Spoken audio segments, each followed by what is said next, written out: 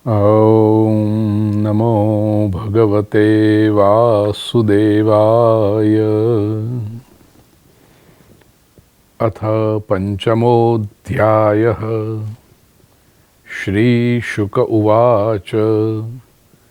राजन्नुदितमेतत्ते हरेः करमाघनाशनं गजेन्द्रमोक्षणं पुण्यं रैवतन्त्वन्तरं शृणु।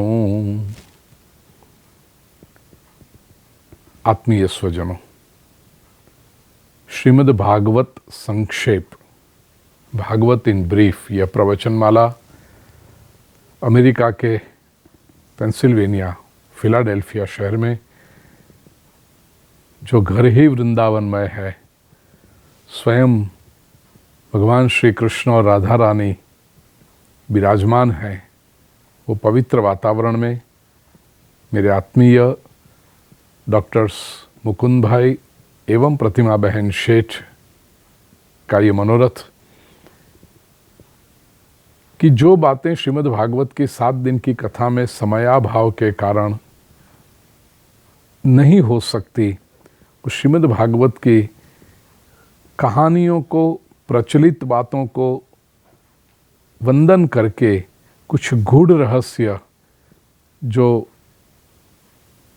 केवल विद्यार्थी श्रीमद् भागवत के हों वे ही उसमें अवगाहन करते हैं, ऐसी बातें YouTube चैनल पूज्य श्री भाई के माध्यम से समग्र विश्व में जो भागवत प्रेमी हैं, भागवत के जिज्ञासु हैं, उन तक पहुंचाने का ये स्तुत्य प्रयास। उसमें कल हमने 8वें स्कंद के 4थे अध्याय तक अर्थात गजेंद्र मोक्ष की कथा का दर्शन किया।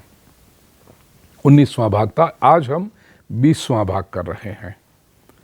और गजेंद्र और हुहु जो गंधर्व था, अर्थात जो गजग्राह था, उनके पूर्व जन्म भी बताए कि जो मगरमच्छ था वह हुहु नाम का गंधर्व था और गजेंद्र इंद्रद्युम्न नाम का राजा था। ये सब बातें हमने देखी। आज अब 8वें स्कंद के तीसरे प्रकरण का आरंभ हो रहा है और वो है समुद्र मंथन की कथा। प्रिय स्वजनों, ये प्रतीक इतना प्राचीन है, वेदकालीन है, और ये प्रतीक समग्र, आज की भाषा में कहूं तो साउथ ईस्ट एशिया, एक समय में वो पूरा आर्यावर्त हुआ करता था, वैदिक संस्कृति के प्रभाव के नीचे था वो क्षेत्र, वहां तक ये बातें फैली हुई हैं। आपने यदि थाईलैंड का प्रवास किया होगा तो बैंकॉक एयरपोर्ट पर जब आप अपना लगेज चेक इन करके सिक्योरिटी थ्रू करके फिर जब आते हो गेट पर फ्लाइट बोर्ड करने के लिए, जो जहाँ पर गेट दोनों तरफ लेफ्ट एंड राइट में जाते हैं, वहाँ सिक्योरिटी में से बाहर आते के सामने ही लार्जर देन लाइफ साइज का ये स्टैच्यू बना हुआ है समुद्र मंथन का, जहाँ पर एक तरफ देवता है, दूसरी तरफ दैत्य है। और हाँ, वहाँ पर देवता और दैत्य दोनों के फीचर्स वो थाईलैंड जैसे फीचर्स हैं उनके चेहरों के। लेकिन कहने का आशय प्रिय स्वजनों कि बैंकॉक के एयरपोर्ट पर इतनी बड़ी प्रतिमा इसकी लगाई जाए, ये सिद्ध करता है कि वो ये कथानक, ये घटना कितना महत्वपूर्ण रहा होगा थाईलैंड की संस्कृति के लिए, आज भी कितना महत्वपूर्ण है, तभी तो एयरपोर्ट पर रखते हैं। तो ये बहुत महत्वपूर्ण प्रसंग समुद्र मंथन की कथा। मैं ये भी कहूँ कि प्रसंग तो बहुत प्रचलित है कि देव और दैत्यों ने मिलकर के चर्निंग ऑफ ओशन, समुद्र मंथन किया और भीतर से जो अमृत की प्राप्ति हुई, देवों ने वो अमृत लिया ताकि देवता अमर हो गए और दैत्य उनको मार नहीं सकते। ये बात है। लेकिन ये प्रसंग पारिवारिक रूप से, सामाजिक रूप से, कॉरपोरेट लेवल पर और आध्यात्मिक अर्थ में, ये चारों स्तर पर इतना महत्वपूर्ण है। नहीं तो इतनी सहस्राब्दियों तक, मिलेनिया तक ये प्रसंग टिकता नहीं समाज के अंतःकरण में। आइए समुद्र मंथन की इस दिव्य कथा पर हम दृष्टिपात करें और उसमें से जो अर्थ हमें जीवन में उतारने हैं, आध्यात्मिक रूप से भी और लौकिक रूप से भी उनका दर्शन करें। बात ऐसी है प्रिय स्वजनों कि कश्यप ऋषि हैं, उनकी दो पत्नियां हैं, दीति और अदिति। दीति के पुत्र दैत्य कहलाए, असुर हुए वे, और अदिति के पुत्र आदित्य कहलाए, ये देवता हुए। अब देखिए, पिता एक ही है, माता अलग अलग है, और चूंकि माँ अलग अलग है, वो माँ के संस्कार अलग अलग हैं, इसीलिए एक ही पिता के जो पुत्र हुए वे परस्पर विरोधाभासी विचारधारा के हुए। देवों और दैत्यों की डीएनए तो समान है क्योंकि एक पिता की संतान है, लेकिन आइडियोलॉजी डायगोनली ऑपोजिट है। उनकी विचारधारा में इतना अंतर है। क्यों? क्योंकि माँ के संस्कार, प्रिय स्वजनों, संतान के विकास के लिए, उसकी उन्नति के लिए, उसके सोचने का ढंग जो कैसा होगा वो बहुतांश माता के संस्कार पर आधारित है। इस अर्थ में माता की बहुत बड़ी जिम्मेदारी है, दायित्व है कि पूरे अपने बालक का वो पूरा भविष्य निर्माण करती है। क्योंकि व्यक्ति जो सोचेगा वैसे निर्णय लेगा, जैसे निर्णय लेगा ऐसे कर्म करेगा, और जैसे कर्म करेगा वैसा उसका जीवन होगा। तो इस भूमिका के साथ सुखदेव जी वर्णन करते हैं कि छठे मनु चक्षु के पुत्र चाक्षुष थे, और उस समय भी भगवान ने चाक्षुष मनवंतर में, चाक्षुष मनु के वहां अवतार धारण किया। वो कौन सा है? वैराज की पत्नी है जिसका नाम है संभूति। उसके गर्भ से अजित नाम के अंशावतार में प्रभु प्रकट हुए हैं। और तत्रापि देव संभूत्याम वैराजस्या भवत् सुतः अजितो नाम भगवान अंशेन जगतः पतिः। 8वें स्कंद के 5वें अध्याय का 9वां श्लोक। तो भगवान ने अजित रूप में अवतार धारण किया है। एक बात यह भी मैं आपको बता दूं कि ये समुद्र मंथन का प्रसंग इतना महत्वपूर्ण है प्रिय स्वजनों। यूजुअली अवतार क्या होता है कि कोई एक प्रोजेक्ट पूरा करने के लिए, कोई एक कार्य को सिद्ध करने के लिए एक अवतार होता है। जैसे 7वें स्कंद में हमने नृसिंह अवतार देखा, तो प्रहलाद की पुकार पर प्रभु प्रकट हुए। हिरण्यकशिपु जैसे दैत्य का संहार करना था, इसलिए प्रभु प्रकट हुए। प्रहलाद की रक्षा की, और प्रहलाद के वरदान मांगने पर हिरण्यकशिपु को मुक्ति दे दी। वो प्रोजेक्ट पूरा हुआ तो नृसिंह भगवान अंतर ध्यान हो गए, वो अवतार कार्य पूरा हुआ। ऐसे जितने भी, कपिल भगवान के रूप में जब प्रभु प्रकट हुए तो माँ देवहूति को ज्ञान दिया, सांख्य शास्त्र का उपदेश दिया संसार के लिए, और प्रभु अंतर्हित हुए। तो एक कार्य के लिए एक अवतार। समुद्र मंथन का प्रोजेक्ट एक ऐसा है प्रिय स्वजनों जिसके लिए भगवान ने 4 अवतार धारण किए हैं। This itself shows the importance of समुद्र मंथन, कि कितना बड़ा कार्य होगा, इसके कितने दूरगामी परिणाम आने वाले हैं। ऐसे केवल 4 आपको लगेगा, लेकिन और थोड़ा मैथमेटिकली बताऊं तो इसका महत्व और समझ में आएगा। भगवान के कुल अवतार हैं 24। 24 में से 4 अवतार,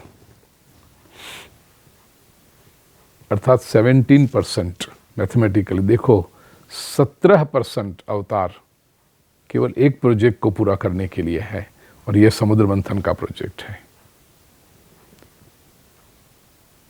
देव और दैत्य में निरंतर संघर्ष चल रहा है। कभी देवता जीत जाते तो कभी दैत्य जीत जाते। देवता जब जीते हों, जीत गए हों, तो दैत्यों की माता दीति कश्यप ऋषि से कहती कि मेरे पुत्र यशस्वी बने, प्रभावी बने, ऐसा आप कुछ कीजिए। और कभी दैत्य भी प्रभावी हो जाते। युद्ध में तो दोनों तरफ हो सकता है मामला। दैत्य जब शक्तिमान हुए हों तो देवों की माता दीति कश्यप ऋषि से कहती कि मेरे पुत्र प्रभावी हो, ऐसा आप कुछ करें। अब ये दोनों के बीच में कश्यप ऋषि की स्थिति क्या होती होगी, उसका विचार आप करें। एक बार ऐसा हुआ था कि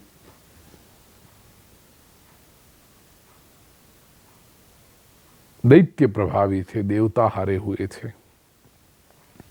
8वें स्कंद के 5वें अध्याय में परीक्षित राजा प्रश्न पूछता है, यथा भगवता ब्रह्मन् मथित क्षीर सागरः यदर्थम वा यतश्चाद्रिं दधाराम्बुचरात्मना।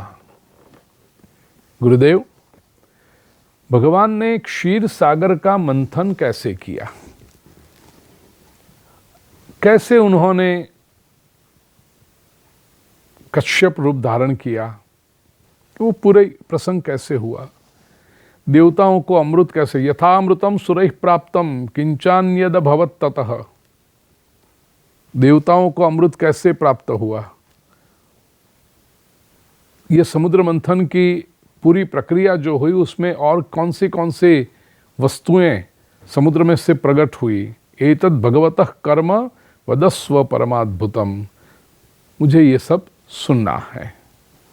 और जैसे श्रीमद् भागवत के कई जिज्ञासुओं के मन में भी भावना होती है, यही भावना यहाँ पर परीक्षित ने प्रकट की है।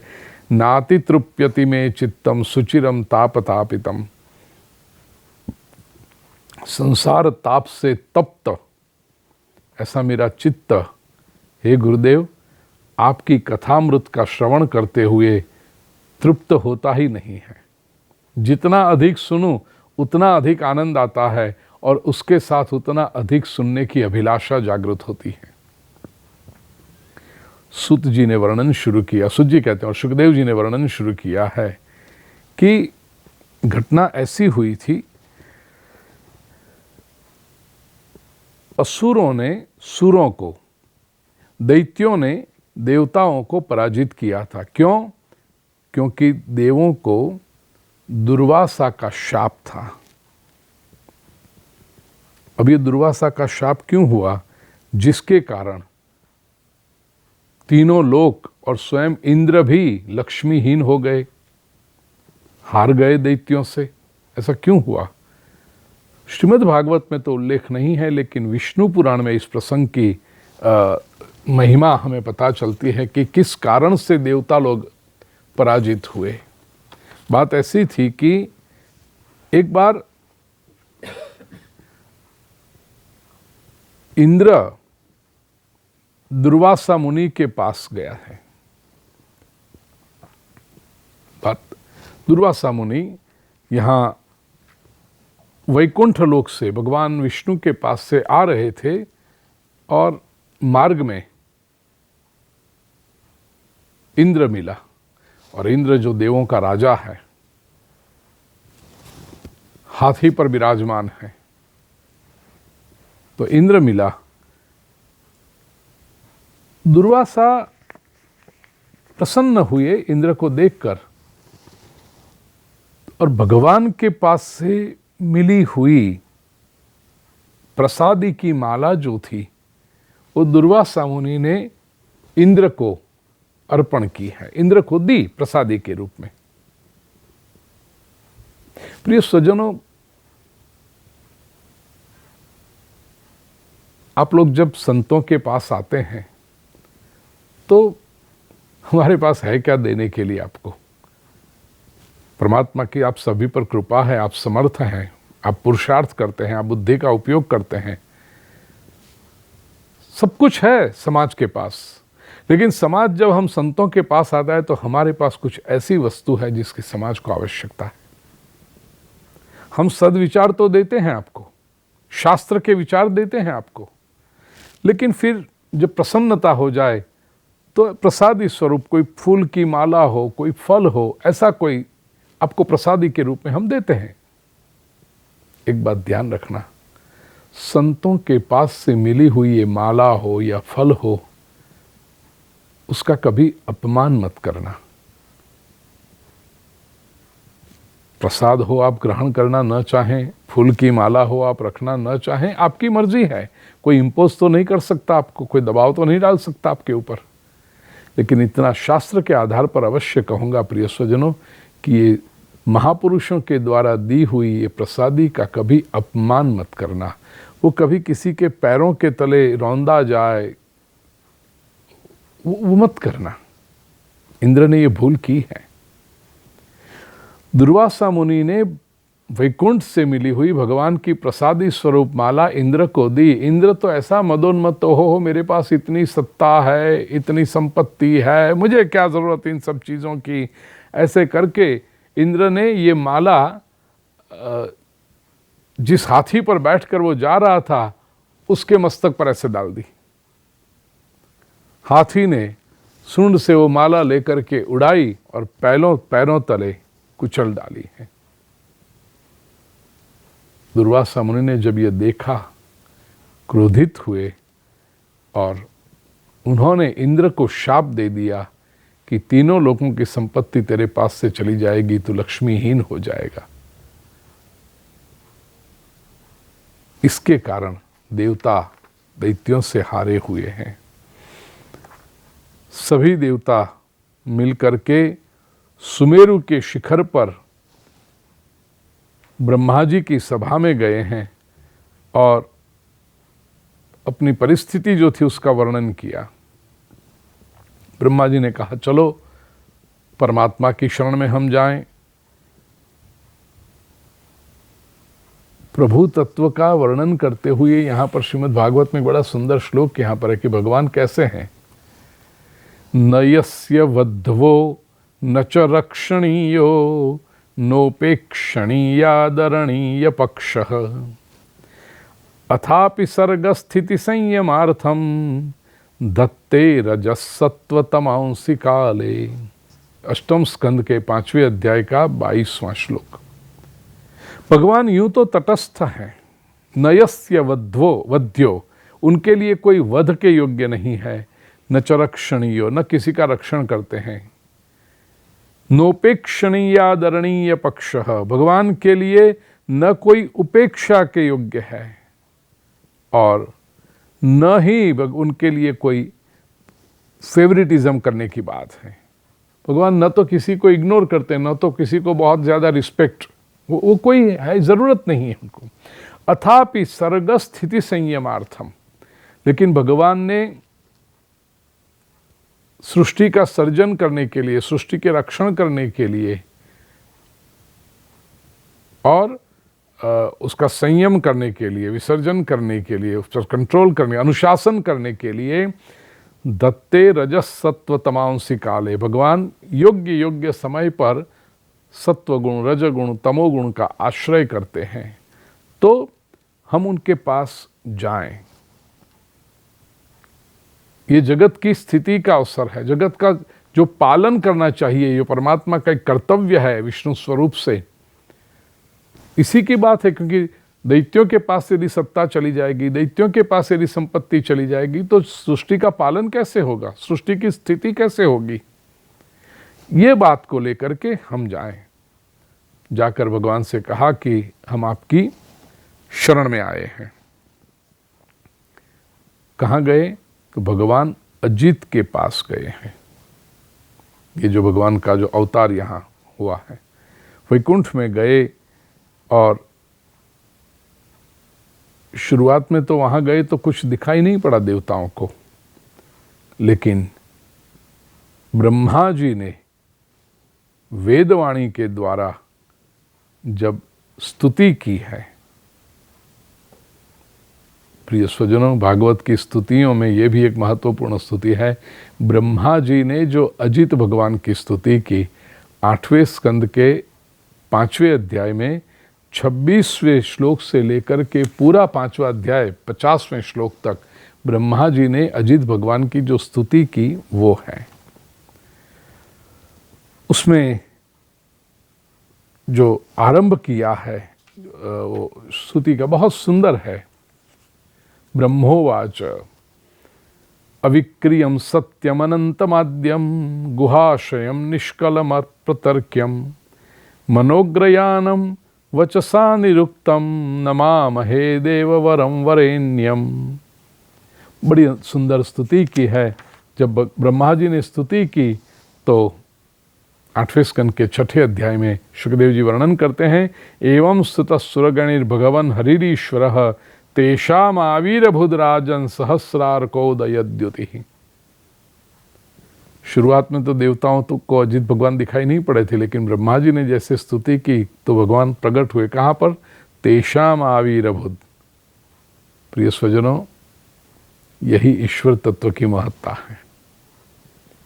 परमात्मा नहीं दिखाई पड़ते, इसका अर्थ परमात्मा नहीं होते ऐसा नहीं है। होते तो हैं, इतना ही नहीं, वहीं होते हैं, हमारे मध्य में ही होते हैं। दशम स्कंद की बात आएगी, इस पर विशेष टिप्पणी करूंगा। गोपियों के मन में जब अहंकार आया है रास पंचाध्यायी में, और तब जब प्रभु अंतर्हित हो गए, तासांतर सौभगमदम वीक्ष्यमानंच केशव प्रशमाय प्रसादाय तत्रैवांतरधीयत। कहाँ अंतर्हित हुए? तत्र एव, वहीं पे अंतर्हित हुए। और फिर 30वें, ये दशम स्कंद के 29वें अध्याय का अंतिम श्लोक है। 30वें अध्याय में गोपियों ने ढूंढा, प्रभु को नहीं मिले, राधा जी मिली, उनके पास से प्रेरणा मिली। फिर 31वें अध्याय में गोपी गीत में गोपियों ने परमात्मा को प्रकट होने के लिए विनती की है। और वो गोपी गीत के बाद जब प्रभु प्रकट हुए तो 32वें अध्याय के दूसरे श्लोक में शुकदेव जी कहते हैं, तासामाविरभुच्छौरी स्मयमान मुखाम्बुज साक्षान मन्मथ मन्मथ। करोड़ों कामदेवों के भी कामदेव, कामदेव को भी लज्जित कर दे ऐसे भगवान पीताम्बर धरस्रग्वी, पीताम्बर धारण किए हुए, मोर मुकुट मोरपंख धारण किए हुए ऐसे प्रभु प्रकट हुए हैं। तो वहाँ भी यही शब्द है, तेषाम आविर्भूत। गोपियों के बीच प्रभु अंतर्हित हुए थे, गोपियों के बीच में, तो प्रकट भी हुए वहीं से, गोपियों के बीच में से। यहाँ देवताओं के बीच में ही अंतरित हुए थे, लेकिन देवताओं को दिखाई नहीं पड़ता। ब्रह्मा जी ने जब स्तुति की, वहाँ गोपियों ने स्तुति की गोपी गीत द्वारा, और तासाम आविर्भूत। तो यहाँ देवताओं ने, जब ब्रह्मा जी ने स्तुति की है तो तेषाम आविर्भूत। कंपेयर करना, आपके पास श्रीमद् भागवत का ग्रंथ हो तो 8वें स्कंद के 6ठे अध्याय का पहला श्लोक, इसमें तेषाम आविर्भूत, तेषाम पुरुषार्थ, मस्क्यूलिन जेंडर, और बहुवचन है तेषाम। वहाँ गोपियाँ हैं, स्त्रीलिंगी शब्द है। तेषाम पुल्लिंग है, तासाम स्त्रीलिंग है, बहुवचन, आविर्भूत छौरी। लेकिन आविर्भूत शब्द जो है तेषाम तासाम। दशम स्कंद के 32वें अध्याय का दूसरा श्लोक, तो 8वें स्कंद के 6ठे अध्याय का पहला श्लोक और दशम स्कंद के 32वें अध्याय का दूसरा श्लोक। कहने का आशय कि परमात्मा कहीं अदृश्य नहीं हो सकते। वेदांत की ये है, जो सर्वव्यापी हो वो भला अदृश्य कहां हो सकता है? वो अदृश्य होना दृष्टा के लिए, परसीव करने की मर्यादा से बाहर है। ईश्वर तो होता ही है, हम देख नहीं सकते। भगवान तो थे ही, देवता लोग नहीं देख पाए, वहां भी परमात्मा तो थे ही, गोपियां न देख पाई। अहंकार का आवरण, माया का आवरण जब आ जाता है तो परमात्मा के उपस्थित होने पर भी जीवात्मा उन्हें देख नहीं सकता। ये बात यहाँ पर समझानी है। ब्रह्मा जी ने जब स्तुति की तो परमात्मा तेषाम आविर्भूत राजन सहस्रार्कोदयद्युति ही। कैसे थे भगवान? सहस्र अर्कोदयद्युति ही। अर्क का अर्थ है सूर्य, सहस्र हजार उदय हो, एक साथ में हजारों सूर्य उदय हो रहे हो, ऐसी द्युति, ऐसा तेज, ऐसा दिव्य प्रकाश परमात्मा का था। देवताओं के सम्मुख जो प्रकट होता है ना, वो ऐश्वर्यमय स्वरूप है। इसलिए सुखदेव जी कहते हैं सहस्रार को दयद्युति ही। और गोपियों के पास जो प्रकट होते हैं रास पंचाध्यायी में, वो प्रेमावतार कृष्ण है। तो वहाँ साक्षान मन्मथ कामदेव को भी लज्जित करे, कामदेव को भी आकर्षित करे, ऐसे वहाँ पर आविर्भूत परमात्मा प्रकट हुए। तो भगवान के दर्शन करके सभी देवता प्रसन्न तो हुए। और शुरुआत में तो देवताओं की आंखें चौंधिया गई। तेनैव महसा सर्वे देवा प्रतिहते क्षणः। एक क्षण आंखें माने प्रतिहत हो गई, आंखें देख नहीं पाई, इतना तेज। फिर जब दर्शन हुए, बात की कि ये हुआ है, तो अजित भगवान ने कहा कि देखो इस समय दानव जो बलि है उसका समय बलवान है। हंत ब्रह्मन्नहो शंभो हे देवा मम भाषितम शृणुता वहिता सर्वे श्रेयो वस्याद यथासुरा। मैं आपका कल्याण कैसे होगा वो बताता हूँ। यहाँ भगवान वाच अजित भगवान अवतार जो भगवान के हैं वो बताते हैं। यात दानव दैतेय स्तावत संधिर विधीयताम। इस समय बलि का समय बलवान है, वे प्रभावी हैं। तो जब तक कालेनानुगृहीत स्थिर यावद वो भव आत्मन, जभी तक तुम्हारा फेवरेट समय, तुम्हारे लिए अनुकूल समय नहीं आता, तब तक तुम दैत्यों के साथ संधि कर लो। अरयोपि ही संधेया सति कार्यार्थ गौरवे। हमें अपना कार्य सिद्ध करना है, इसलिए शत्रु के साथ भी यदि संधि करनी पड़े, शत्रु के साथ भी यदि कोई सेटलमेंट और कॉम्प्रोमाइज करना पड़े तो कर लो। अहिमूषकवद देवा यर्थस्य पदविंगतैहि। हमेशा के लिए मत करना, लेकिन तुम्हारा कार्य सिद्ध करने के लिए करो। और भगवान ने, अजित भगवान ने बहुत सुंदर शब्द प्रयोग यहाँ पर किया है, अहिमूषकवद देवा। संस्कृत में अलग अलग प्रकार के न्याय है, उसमें एक न्याय है अहिमूषकवत। अहि सर्प, मूषक चूहा, उसके समान करो। मेरी दादी माँ बताती थी ये सब प्रसंग कि अहिमूषक न्याय क्या होता है। प्रसंग ऐसा है कि एक मदारी था और मदारी के पास सांप रहता था। पुराने समय में जो मदारी लोग टोकरी में सांप को लेकर निकलते, गांव-गांव में जाके उसका शो करते, दूध पिलाते। सांप तो दूध पीता नहीं, लेकिन वो दूध पिलाने के लिए पैसे लेते हैं, सब ये उनका कारोबार था। मदारी के पास सांप था, लेकिन एक बार ऐसा हुआ कि मदारी बीमार पड़ गया। हफ्ते भर तक उसको बुखार आया, तो वो शो करने के लिए बाहर निकला नहीं। अब मदारी बाहर निकले तो सांप को कुछ खाने पीने मिले, लेकिन मदारी स्वयं बीमार पड़ा हुआ है, तो टोकरी में सांप भी पड़ा हुआ है। अब सांप तो हेल्दी है, लेकिन उसको जब बाहर निकलना नहीं मिलता तो वो खाएगा क्या बेचारा। तो सांप अंदर टोकरी में भूखा है,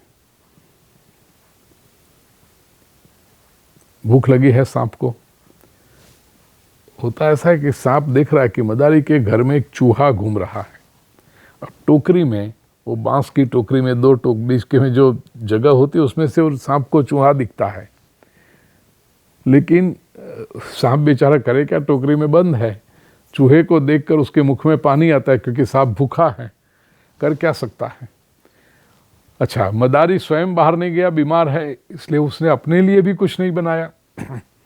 तो घर का चूहा है, वो भी, उसको भी कुछ बची कुची रोटी कुछ खाने को नहीं मिली, तो चूहा भी कुछ खाने के लिए ढूंढ रहा है, इधर उधर घूम रहा है।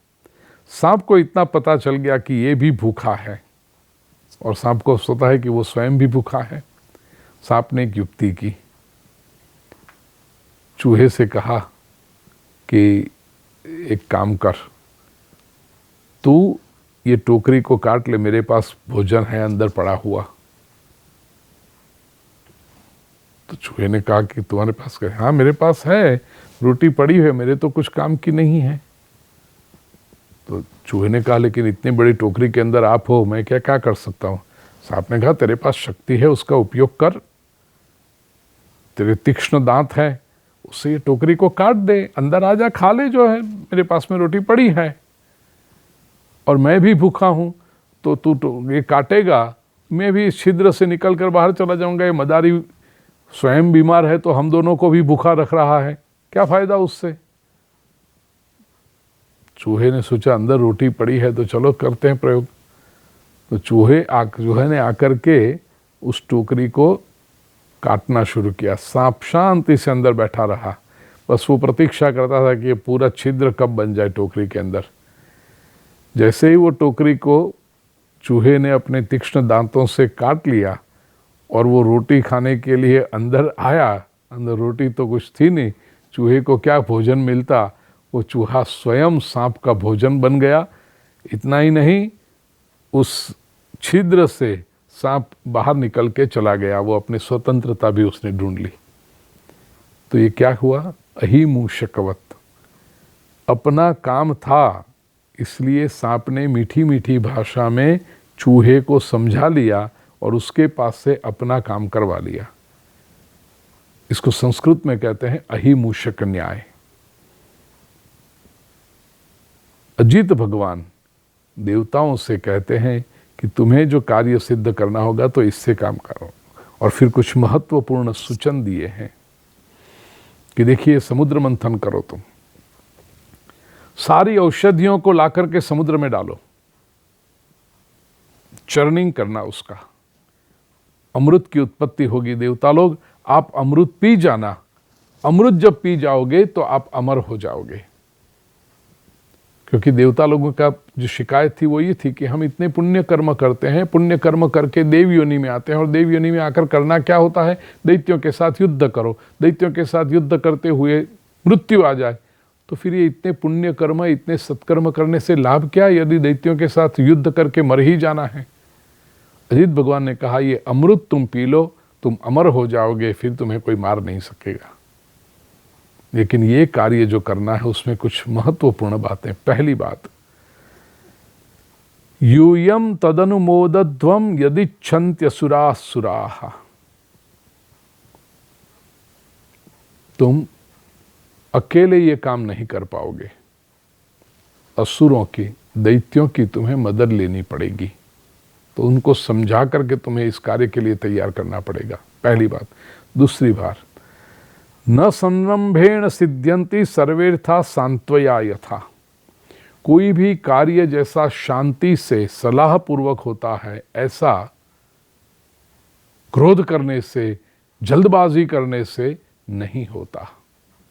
तो ये समुद्र मंथन के कार्य में आप बहुत शांति रखना। तीसरी बात, न भेतव्यम कालकूटाद विषाद जलधि संभवात, शुरुआत में दिक्कतें आएगी, कालकूट विष भी प्रकट होगा, लेकिन उससे आप डरना मत। और लोभः कार्यो नवो जातु रोषः कामस्तु वस्तुषु, समुद्र मंथन करने से जो रत्न उत्पन्न होंगे उसमें न तो तुम क्रोध करना, न लोभ करना, न कोई लालच रखना, देखना फिर तुम्हारा काम सिद्ध हो जाएगा। अजित भगवान ने जो सूचनाएं दी बड़ी महत्वपूर्ण सूचनाएं हैं। प्रियसुजन, जैसे मैंने कहा लौकिक और अलौकिक दोनों अर्थों में इसका जो अर्थ घटन करना है दोनों स्तर पर, तो लौकिक अर्थ में परिवार में दो भाइयों के बीच या परिवार के दो सदस्यों के बीच, संस्था में कोई दो मेंबर्स के बीच, कॉरपोरेट लेवल पर देखो तो दो कलीग्स के बीच में, या दो बड़ी बड़ी दो कंपनियों के बीच में कोई समस्या चल रही हो, विवाद चल रहा हो, संघर्ष चल रहा हो, याद रखना संघर्ष से किसी को लाभ नहीं होता। संघर्ष का समाधान करना चाहिए, फैसला ला देना चाहिए।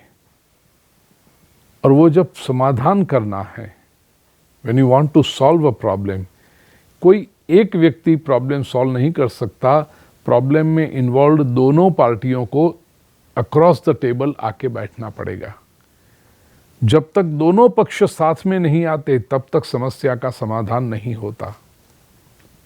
ये पहली बात। दूसरी बात, जब आमने सामने बैठो, संवाद करो, विवाद का समाधान लाने के लिए संवाद करो। तब अजित भगवान ने जो देवताओं को सूचना दी है, ये ध्यान रखना पड़ता है। उसमें पहला तो धैर्य रखना पड़ता है, पेशेंस बहुत आवश्यक है, जल्दबाजी से नहीं होते काम। दूसरा, कुछ विघ्न आएंगे, कुछ समस्याएं आएंगी, जैसे विष उत्पन्न हुआ, पहले जहर उत्पन्न हुआ, तो उसके लिए भी तैयारी रखनी पड़ती है। और क्रोध करने से, लोभ करने से काम सिद्ध नहीं होते। You have to be very good negotiator and you have to have diplomatic qualities, तभी काम होते हैं। देवताओं को ऐसी सूचना दी है। अच्छा, आध्यात्मिक रूप में प्रिय स्वजनों, ये जो क्षीर सागर है ना, ये संसार है क्षीर सागर। पानी तो निर्मल है, गहन है, लेकिन और साथ में उसके भीतर रत्न भी हैं। संसार सागर में होता है, लेकिन भीतर के रत्न सभी को प्राप्त नहीं होते। क्यों? क्योंकि बहुत कम लोग ऐसे होते हैं जो उसकी गहराई तक जा सकते हैं, और बहुत कम लोग ऐसे होते हैं जो उसको देख सके। क्योंकि ऊपर से जो सागर है ना, वो तरंगें आती रहती हैं, और ऊपर से जो तरंगें आती है, इसलिए भीतर में पड़े हुए रत्न दिखाई नहीं पड़ते। ये संसार का स्वभाव है, जैसा सागर का है। जिसको हम संसार कहते हैं, इंद्रियों से परसीव होने वाला जो बाह्य जगत है, वो क्या है? उसके ऊपर विचारों की, इच्छाओं की, कामनाओं की तरंगें आती रहती है। सच पूछो तो परमात्मा की प्राप्ति, मोक्ष की प्राप्ति, भक्ति की प्राप्ति रूपी मोती भी, रत्न भी इसी संसार सागर में है। यही शरीर में है, यही पंचभौतिक देह धारण करके हम आते हैं, और यही प्रकृति जन्य संसार, उसी में ये आनंद है भक्ति का और मुक्ति का भी। एक बार शरीर छोड़ दिया, संसार छोड़ दिया, फिर क्या भक्ति करोगे आप? भक्ति करने का कोई अवसर ही प्राप्त नहीं होगा आपको। तो ये जो रत्न है भक्ति के या मुक्ति के, वो इसी संसार में प्राप्त होते हैं। लेकिन चूंकि इस संसार के ऊपर विचारों की, इच्छाओं के, कामनाओं के तरंग चलते रहते हैं, इसलिए इस संसार की गहराई में पड़े हुए परमात्मा की भक्ति और मुक्ति के रत्न दिखाई नहीं पड़ते बहुत लोगों को। जो ये ऊपरी तरंगों में ही मचा रहता है, जो ये ऊपरी तरंगों में ही व्यस्त रहता है, वो ये मूल्यवान रत्नों को पा नहीं सकता। जो ऊपरी तरंगों को छोड़ करके भीतर की ओर जाता है। प्रिय स्वजनों, गुजरात में एक स्थान पर कथा थी, वहाँ 2-3 डाइवर्स थे, उनके साथ मेरा परिचय हुआ। तो मैंने बहुत सारी बातें उनको पूछी। उनका व्यवसाय ही था, प्रोफेशन था, दे वर प्रोफेशनल डाइवर्स, गोता लगाने वाले, जो बोट में बैठ करके हाई सी में जाते हैं। उनको पता होता है कि कहाँ पर रत्न पड़े होते हैं नीचे, और फिर बोट ऊपर है, उनके गियर्स होते हैं, सब ऑक्सीजन की बोतल लेकर के फिर वो डीप तक जाते हैं, गहराई तक जाते हैं, और वहाँ से रत्न लेकर आते हैं, मूल्यवान रत्न और मोती और ये सब। तो मैंने बहुत बातें की उनसे। वो कहते हैं, गुरुदेव, ऊपर जो सागर के दिखाई पड़ते हैं, लेकिन जब भीतर जाओ और 5-6 मीटर की से नीचे जब जाने लगो, तो पानी बहुत शांत होता है, इतना ही बहुत क्लियर भी होता है। वो 6-7 मीटर से नीचे जब जाने लगो, फिर तो सब क्लीन दिखाई पड़ता है। संसार में भी यही है ना, ऊपर ऊपर बड़ी हलचल मची हुई है, बड़ा घमासान मचा हुआ है।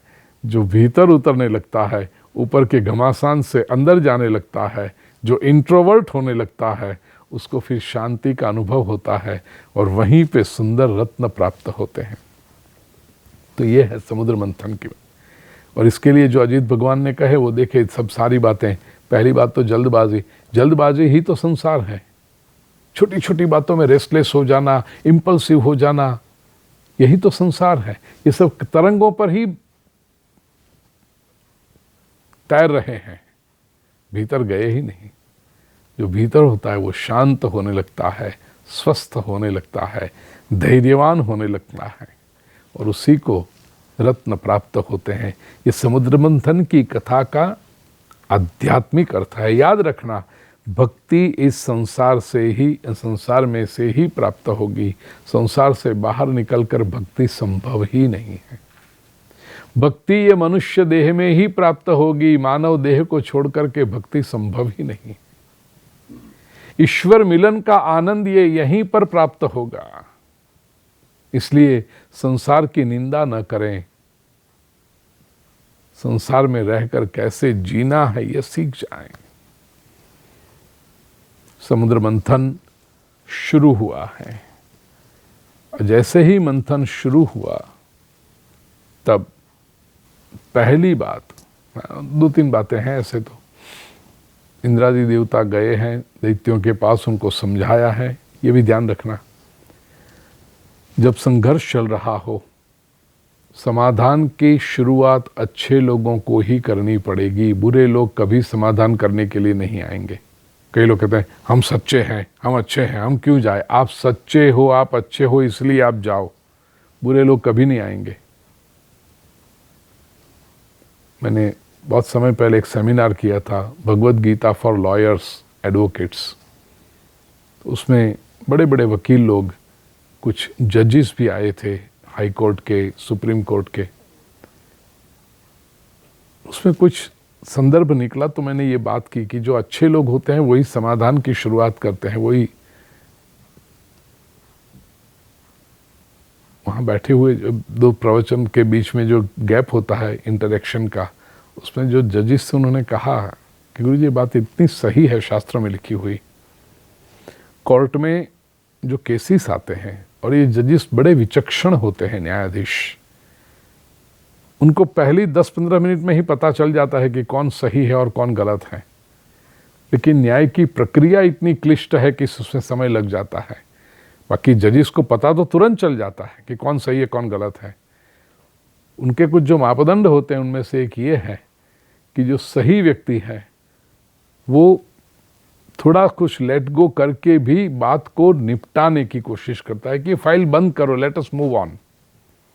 और जो गलत व्यक्ति है वो बात को खींचने की कोशिश करता है, टालने की कोशिश करता है, एडजॉर्नमेंट पे एडजॉर्नमेंट, एडजॉर्नमेंट पे एडजॉर्नमेंट करता जाए, वो गलत आदमी होता है। जो जितनी बहस, जहाँ नई नई एप्लीकेशन, नए नए वो क्या करते हैं, कुछ डॉक्यूमेंट्स नए नए ये करें। मेरे ब्रिटेन में भी कुछ एडवोकेट से बात हुई, लंदन में भी, तो वो भी कहते हैं, उनको कहते हैं कि हमारे यहाँ इसको बोलते हैं मडिंग द वाटर। जो गलत आदमी होता है ना, वो इतने कागजात डालेगा, इतनी एप्लीकेशन, इतनी अपील, इतना ये वो सब करता है, एफिडेविट, इतने ये सब अलग अलग अलग करते रहेगा कि वो सामने वाला व्यक्ति परेशान हो जाए कि इसमें से वो एक घास का ढेर लगा है, उसमें सत्य की सुई कब निकालें। ये गलत व्यक्ति का काम है।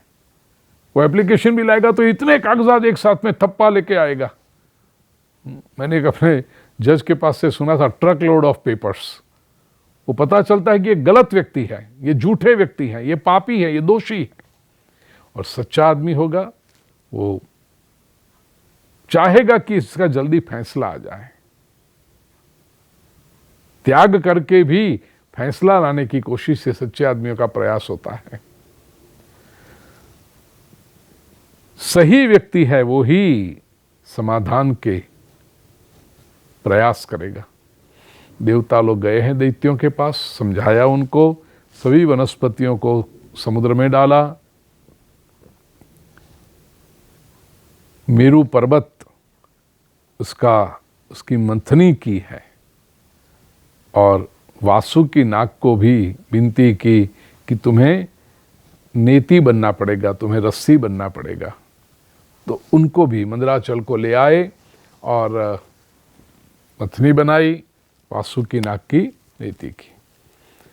अब इसमें भी जब डिटेल में बात कर रहे हैं तो मंदराचल पर्वत को जब ले आ रहे थे ना देव और दैत्य उठा करके, तो थक गए इतने बड़े पर्वत को उठा कर लाना। अब यहीं पर यदि कार्य पूरा, जब मथनी को ही समुद्र तक नहीं ले जा सकते तो मंथन कैसे होगा। भगवान गरुड़ाधीश होकर के आए हैं, और जैसे तिनका उठा रहे हो ऐसे मंदराचल पर्वत को उठा करके समुद्र तक ले गए। फिर मंथन का आरंभ हुआ है। कोई आधार नहीं था। हाँ, इसके भी पहले ये बात हुई, देवता लोग आकर के, उसमें अजित भगवान भी साथ में रहे हैं, वासुकी नाग का मुख का भाग उन्होंने पकड़ा है कि हम यहाँ पकड़ेंगे। दैत्य आए, उन्होंने कहा हम पुच्छ के अपवित्र भाग को नहीं पकड़ेंगे, हमें मुख पकड़ना है। देवों ने कहा ठीक है, आप पकड़ो। तो अब जब मंथन शुरू हुआ तो दैत्यों के हाथ में वासुकी नाग का मुख है, देवों के हाथ में पुच्छ है। ये बात भी समझने जैसी है। देवताओं को वासुकी नाग का मुख पकड़ना ही नहीं था, क्योंकि देव को पता था कि इसमें से तो पहले विष निकलने वाला है। नहीं पकड़ना था, इसलिए खास पकड़ा। क्यों? क्योंकि देवता लोग जानते थे कि हम जो भी करेंगे दैत्य उसका विरोध करने वाले हैं। दैत्य शब्द का अर्थ भी समझ लीजिए भाई। हम जब दैत्य शब्द कहते हैं तो डीमन याद आता है, फिर वो चित्र याद आता है कि भयानक दिखने वाला, सर पे सींग है, बड़े बड़े बाल हैं, काला कलूटा है, स्कैरी लुकिंग। जरूरी नहीं है, 3 पीस सूट में भी दैत्य हो सकता है। दैत्य की क्या है मनोवृत्ति? बात बात में बिना कारण विरोध करे वो दैत्य है। वाते वाते वगर कारणे विरोध करे ते दैत्य, ये दैत्य की वृत्ति है। उसके मुख से पहले ना ही निकलती है। कुछ भी उसके कहो कि ये करना है ना, ये करना है ना, उसकी शुरुआत ही होगी लेकिन, पण। हम कहेंगे ये करें बट ना, ये दैत्य होते हैं। देवता लोग दैत्यों के स्वभाव को जानते थे कि हमारा विरोध करेंगे, तो विरोध करने का मौका हमने ही दिया उसको। तो दैत्यों ने आकर कहा नहीं नहीं हमें मुख पकड़ना है। देवों ने कहा लो पकड़ो। प्रिय स्वजनों, याद रखना दैत्यों के साथ कैसे होता। उनके साथ झगड़ना मत, उनके साथ आर्ग्यूमेंट में मत उतरना। उनको यही चाहिए कि आप झगड़ो उससे। दादी माँ कहती थी डुक्कर के साथ कीचड़ में जाकर के युद्ध करोगे ना तो डुक्कर को तो मजा आता है, कपड़े हमारे खराब होते हैं। तो हमें नहीं जाना चाहिए ऐसा करने के लिए, मौका ही मत दो उनको। अब जब मंथन शुरू हुआ तो वासुकी नाग का मुख दैत्यों के पास है, पुच्छ देवों के हाथ में है। मंथन जब चलने लगा, पर्वत को नीचे से कोई आधार नहीं था, तो वो मंदराचल पर्वत डूबने लगा। समाधान के प्रयास करोगे प्रिय स्वजनों, याद रखना तुरंत सफलता नहीं मिलेगी। इसलिए अजित भगवान ने कहा था कि धैर्य रखना। शुरुआत में तुम्हारे प्रयास व्यर्थ जाते हुए दिखाई पड़ेंगे। उस समय भगवान ने कच्छप कृत्वा वपुः कच्छपमद्भुतं महत् प्रविश्यतोयम गिरिमुज्जहार। भगवान ने कच्छप अवतार लिया है, कूर्म का अवतार धारण किया, पर्वत को नीचे से आधार दिया। फिर तो प्रभु ही इतने विराट हुए कि एक तरफ से नीचे से कच्छप रूप में धारण करते हैं और दूसरे ऊपर की ओर से प्रेशर दे करके मंथन शुरू करते हैं। और जब भगवान स्वयं ये मंथन कर रहे हैं, कितना सुंदर लगता है वो दृश्य। मध्यमानात् तथा सिंधोर्देवा सुरवरूथपैः यदा सुधा न जायेत निर्ममंथाजित स्वयं। स्वयं भगवान अजित अब मंथन करने लगे हैं विराट स्वरूप धारण करके। प्रिय स्वजनों, भगवान विष्णु के 24 अवतारों में से एक अवतार या अंशावतार अजित भगवान जब मंथन कर रहे हैं, श्रीमद् भागवत में कहा कि कैसा लगते हैं। मेघश्याम कनककारिभिः कनक परिधि कर्णविद्योत विद्युन्मूर्ध्नि भ्राजद् विलुलितकच स्रग्धरो रक्तनेत्रः। इतना सुंदर वर्णन है भगवान का। ये यहाँ वर्णन है स्रग्धरः, मोर मुकुट धारण किए हुए हैं भगवान इस समय। मुझे नरसिंह मेहता का एक पद याद आता है। भगवान जब पूर्ण पुरुषोत्तम अवतार लेकर पधारे हैं कृष्णावतार में, उस समय नरसिंह का दर्शन है। श्रीमद् भागवत में तो ऐसी लीला का वर्णन नहीं, लेकिन नरसिंह मेहता का दर्शन। और नरसिंह मेहता वेदांती भक्त कवि है। नरसिंह मेहता लिखते हैं, महीड़ा मथवाने उठ्या यशोदा राणी, विसामो देवाने उठ्या सारंग पाणी। महीड़ू मथवाने उठ्या यशोदा रानी, गुजराती में है नरसिंह मेहता। यशोदा रानी जब दधी मंथन करने के लिए उठती हैं, विसामो देवा ने उठ्या सारंग पाणी। यहाँ पर कृष्ण के लिए शब्द प्रयोग किया सारंग पाणी। विष्णु का अवतार है ना, शांग पाणी।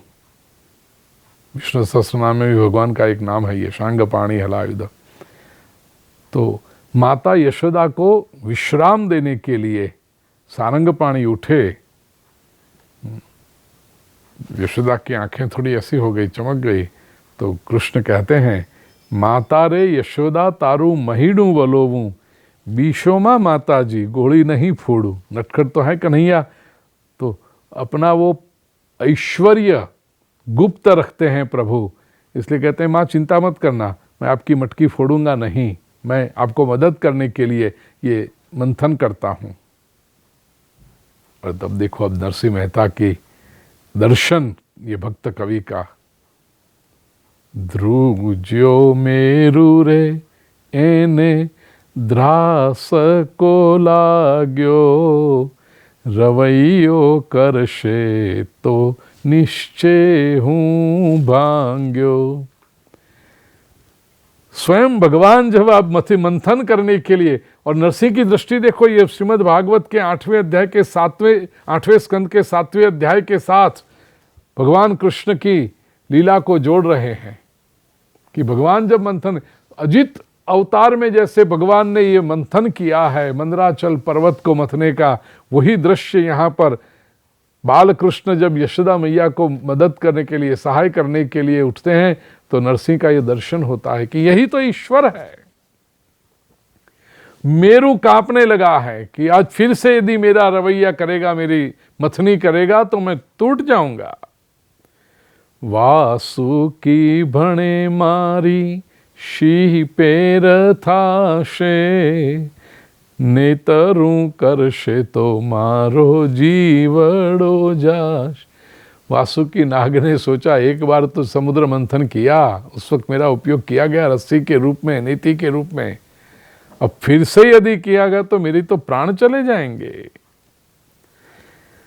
रत्नाकर कहे मुझ मार तन थी, ठालो वलोशे मुने गोकुलपति। रत्नाकर भी, समुद्र भी कहने लगा कि अभी तो रत्न भी खत्म हो गए, गोकुलपति ये भगवान कृष्ण जब करेंगे। महादेव जाने रे मारी शिवले थाशे, हवे नु हड़ाहड़ के मरे पिवाशे। भगवान शंकर भी कहने लगा, अरे क्या मेरी क्या स्थिति होगी, अब फिर से यदि विष उत्पन्न होगा, हलाहल उत्पन्न होगा, उसको मैं कैसे, एक बार जो विष था वो तो कंठ में धारण कर लिया, नीलकंठ कहलाया मैं, अभी फिर से जब विष प्रकट होगा तो मैं क्या करूंगा, उसको कैसे पी पाऊंगा, कैसे धारण कर पाऊंगा। ब्रह्मा इंद्रादिक वड़ता लाग्या रे पाय, नेतरू मुको तमे गोकुल राय। इंद्र ब्रह्मा आदि देवता सब चरण स्पर्श करने लगे, कहने लगे प्रभु आप ये मंथन करना छोड़ दीजिए, एक बार आपने मंथन किया उसका परिणाम हमें पता है प्रभु। जशोदा जी कहे हूं तो नवनीध पामी, भक्त वत्सल मळ्यो नरसैनो स्वामी। यशोदा जी कहती हैं एक मां के रूप में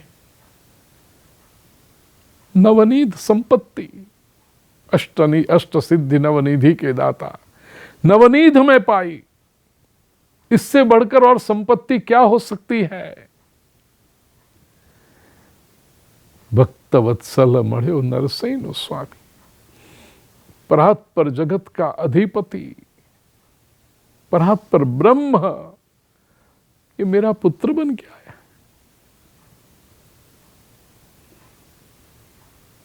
मेरे वात्सल्य को पाने के लिए आया है वो। यशोदा जी इतनी भावुक हो गई है। तो यहां पर अजित भगवान समुद्र मंथन करते हैं, और जैसे ही वो समुद्र मंथन होने लगा तो 8वें स्कंद के 7वें अध्याय का 16वां श्लोक, मध्यमानात् तथा सिन्धुर्देवासुरवरूथपैः यदा सुधा न जायेत निर्ममन्थाजित स्वयं। भगवान अजित ने स्वयं मंथन करने का आरंभ किया है, और सबसे पहले विष उत्पन्न हुआ। विष जब उत्पन्न हुआ सब लोग हट गए, दूर हो गए। हालाहल नाम का विष जब उत्पन्न हुआ तो उसके असर से, उसके दाह से, उसके अंदर से जो बाष्प उत्पन्न हो रही थी, उसी से सबको कष्ट होने लगा। सब दूर हो गए। कौन लेगा ये? क्योंकि कोई लेने को तैयार नहीं है। और जब तक ये विष का स्वीकार न किया जाए तब तक मंथन आगे नहीं बढ़ेगा, और यदि मंथन आगे न बढ़ा तो अमृत की उत्पत्ति कैसे होगी?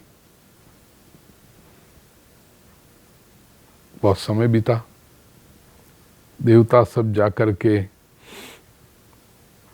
भगवान शंकर की स्तुति करते हैं, प्रजापति सब। देव देव महादेव भूतात्मन भूत भावन, त्राहि न शरणापन्नान त्रैलोक्य दहनाद विषात। ये विष जो तीनों लोक का दहन कर रहा है, उससे आप हमारी रक्षा कीजिए। आप देवों के देव हैं, आप महादेव हैं, प्राणी मात्र की रक्षा करते हैं आप। बड़ी सुंदर स्तुति की है प्रजापतियों ने 8वें स्कंद के 7वें अध्याय के 21वें श्लोक से लेकर के 35वें श्लोक तक प्रजापतियों की स्तुति है भगवान शंकर की। तो ये क्या था? विष। ये विष संसार के कल्मश, संसार के पापों का मल था। ये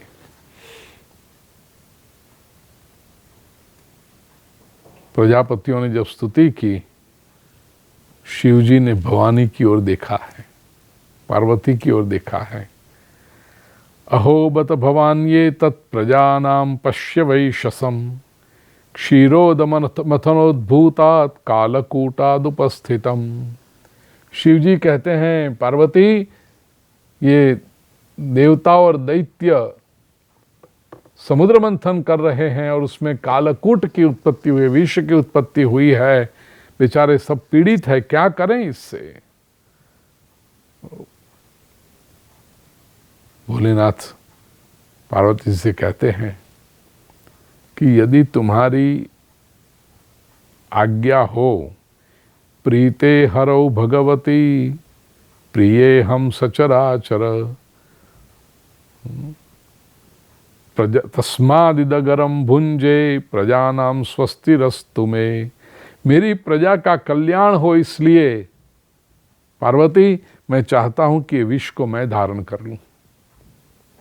ये शंकर है, शंकरोतीति शंकर। तात्विक अर्थ में देखें प्रिय स्वजनों, जब कोई संघर्ष चल रहा हो और आमने सामने बैठकर चर्चा करो तो पहले विष ही उत्पन्न होता है। ये विष क्या होता है? परस्पर आक्षेप, परस्पर आरोप, निंदा, ब्लेम्स, एलिगेशंस, ये विष है। इसको कोई स्वीकार करना नहीं चाहता, लेकिन जब तक ये इसकी जिम्मेदारी न लो तब तक शांति का अमृत प्रकट नहीं होता। किसी को तो जिम्मेदारी लेनी पड़ेगी ना। ये संसार संबंध यदि बिगड़े तो क्यों हुआ, संघर्ष शुरू हुआ तो क्यों हुआ, कोई कारण तो रहा होगा, और ये कारण की जिम्मेदारी किसी को लेनी पड़ेगी। महादेव जो होते हैं ना, जो बड़े होते हैं, वे ही इस जिम्मेदारी को उठाते हैं। छोटे लोग अस्वस्थ हो जाते हैं, एक दूसरे के ऊपर आरोप करने, ब्लेम गेम शुरू हो जाती है। महादेव जो है वो स्वीकार करते हैं। और तात्विक अर्थ में देखें तो ये संसार सरोवर में जैसे ही आप उतरोगे तो विकार रूपी विष प्रकट होता है। भक्ति मार्ग पर, साधना के पथ पर जैसे चलने लगोगे, तब संसार में रहने पर जिसको पता नहीं चलता है, तो जो बहुत स्वाभाविक रूप से लेते थे, वही विकार अब विष समान लगते हैं। देखो, संसार में डूबे हुए हो तो किसी की ईर्ष्या करोगे, किसी की निंदा करोगे तो लगेगा it's a way of life, everybody does it. Gossip तो करनी ही होती है ना, बात तो करते हैं। लोग निंदा भी करें, कहे निंदा मत करो, है ना, निंदा का हम तो बातें कर रहे हैं, बातें होती हैं, किसी की निंदा करना, किसी की ईर्ष्या करना, ये सब। लेकिन संसार में ये सब सामान्य बातें लगती है। जब साधक अपनी गहराई में जाने लगता है तब उसको इन विकारों की भयानकता पता चलती है। ये विकार विष समान है, and you have to deal with it, you have to get over it. सबसे पहले यही प्रकट होगा। भगवान शंकर ने एवं, सुखदेव जी वर्णन करते हैं, एवं आमंत्र्य भगवान भवानीं विश्वभावनः तद्विषम जगदुमारेभे प्रभाव ज्ञानवमोदत ततः करतलीकृत्य व्यापी हालाहलम विषः। भगवान शंकर ने करतलीकृत्य, दोनों हाथ की अंजलि में उस विष को धारण किया है। प्रिय सुजनों, मैंने कुछ चित्र ऐसे देखे हैं जिसमें शंकर भगवान जैसे शंख में से पी, नहीं, शंख में से नहीं, अभी तो शंख प्रकट भी नहीं हुआ। ये शंख भी समुद्र मंथन के दरिया नहीं, जो रत्न विविध प्रकट हुए उसी में वो प्रकट हुआ है। लेकिन शंख प्रकट हुआ उससे पहले विष प्रकट हुआ। तो भगवान शंकर, स्पष्ट लिखा है श्रीमद् भागवत में, तथा करतलीकृत्य, करतल लेकर के, प्राणियों की रक्षा करने वाले भूत भावन भगवान महादेव ने ये विष पिया नहीं, धारण किया। पता था उनको ये विष नीचे उतारने जैसा नहीं है, पचने जैसा नहीं है। ऊपर भी नहीं जा सकते, नहीं तो मन में भी न पेट में ले जा सकते, न मस्तिष्क में ले जा सकते हैं। नहीं तो ये विचार चलते रहेंगे, इसने मेरा ये बिगाड़ा, ये मेरे बारे में ऐसा बोलता है, ये ऐसा कहता है, ये ऐसा करती है। कंठ में धारण किया, बैलेंस्ड स्टेट ऑफ माइंड, संतुलित मानसिक अवस्था जिसकी हो, वही ये संसार के विकारों के, निंदा के, आरोप आक्षेप के विष को धारण कर सकता है। भगवान महादेव ने ये धारण किया और फिर पुनः मंथन शुरू हुआ। एक के बाद एक रत्न प्रकट होने लगे। कौन से रत्न प्रकट हुए, क्या हुआ, ये हम अगले सत्र में देखेंगे। आज के लिए इतना ही। सर्वेत्र सुखिनः सन्तु सर्वे सन्तु निरामयाः सर्वे भद्राणि पश्यन्तु मा कश्चित् दुःखमाप्नुयात्।